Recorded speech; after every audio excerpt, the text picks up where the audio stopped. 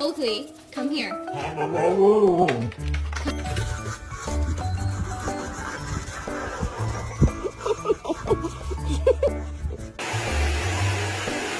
Excuse me! Excuse me, do you have time to talk about our Lord and Savior Jesus Christ? Hey, don't run from the Lord!